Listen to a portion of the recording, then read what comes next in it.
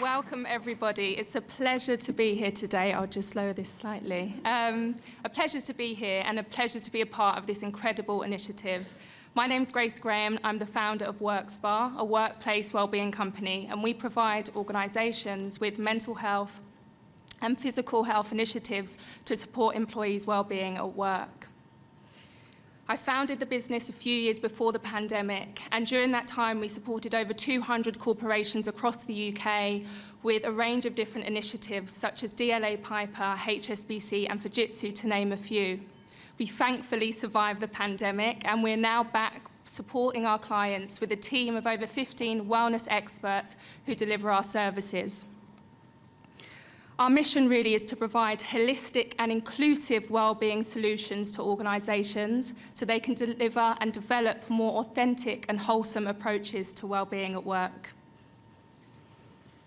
My life has changed dramatically, and I had to overcome much adversity to get to this point today. As a teenager, following the death of my father, I was raped. And a few years later, my boyfriend was tragically murdered. I spent the next 12 years of my life addicted to substances in order to numb the pain of my experience. I became incredibly good at hiding from my pain, that I seemed to convince everybody that I was okay, as if somehow if I could continue to hide from my feelings, perhaps it would all go away.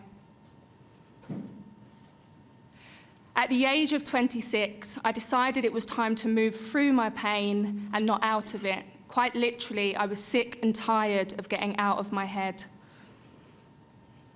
At this point was when I was introduced to the Prince's Trust, an incredible charity set up by King Charles III to help young people in reaching their potential. The interaction with the Prince's Trust was a pivotal moment in the changing of my life. See, when you're a carer for sick parents, your needs are not always met. And with the dark places that my substance misuse took me to, I developed incredibly low self-esteem. My interaction with the mentors at the Prince's Trust actually gave me an opportunity to be seen.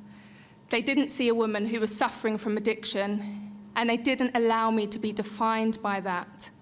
Instead, they saw a woman with great potential and nurtured that potential until I was able to believe in myself. Just imagine, for the first time in over 15 years, somebody actually saw me.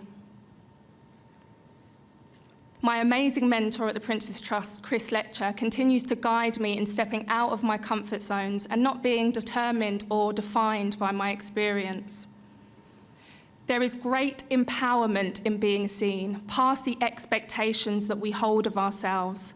The opportunity to be seen in a greater light allows you to break down barriers and step into your true potential. I had two options when faced with this opportunity to change my life. I could either stay in a state of unconscious pain or wake up and take responsibility for my well-being. So I decided to do that, and I checked myself into rehab and got clean. With this newfound confidence and self-belief, I was encouraged to become an ambassador for the Prince's Trust. This role took me across the globe, talking about my life to help raise more money to give back to the charity. Over that time, I raised £400,000 to support the organisation in supporting more young women like me.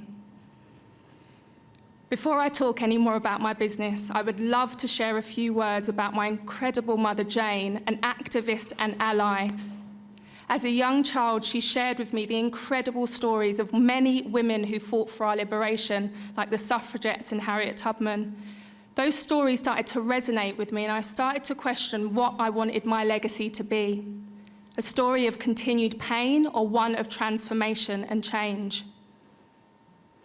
My mother passed away 3 years ago, and it is her stories and her legacy that continue to carry me. So, this is where my second life began. I'm incredibly passionate about giving people the opportunity to be seen and creating more wholesome and holistic approaches to their health. Since 2016, we surveyed over 7,000 employees across the UK, and when we asked women what they felt was a barrier to their success, many said having a relatable role model was crucial to success, but also seeing women doing it made them believe that they could. As a female CEO and ambassador for the Prince's Trust, I believe it is my responsibility to empower women, especially women of colour, to know that we can be in all spaces. I am determined to give women the opportunity to be seen through my story and know that no matter your starting point, change is possible. It's bold to question the spaces we are in and be brave to do something about it, whether that is to be a good ally to somebody a colleague at work, or to just take time to understand somebody else's experience, no matter how different from yours, without judgment.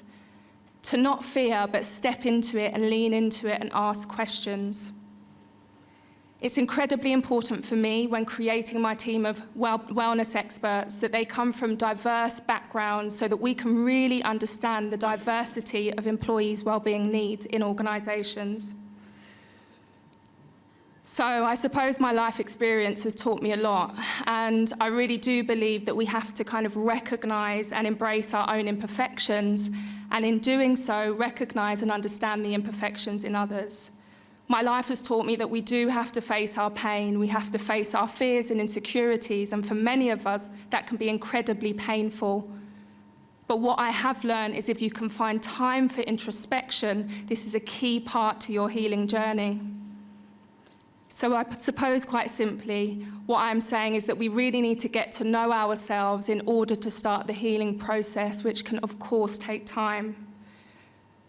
Being still has been a huge part of my journey. Taking time to meditate and just have moments of stillness throughout the day has enabled my feelings and my experiences to catch up with me. I suppose I'm learning to embrace change and its discomforts, and grief has been a huge part of my journey. A change that will, of course, never get easy. For me, grief has been like a wave. You know, sometimes you're bobbing along just fine, and then all of a sudden you're knocked off your feet, overwhelmed. Life has taught me that nothing is for certain, and change is constant. But if you are rooted in your foundation, you can never be swayed. To end, I would like to recite a poem from one of my favourite activists and poets, Maya Angelou. You will face many defeats in life, but never let yourself be defeated. It is perhaps necessary to encounter such defeats to work out who you truly are. If we can be bold enough to move through our pain, perhaps we can be kindly surprised with who we meet on the other side. Thank you.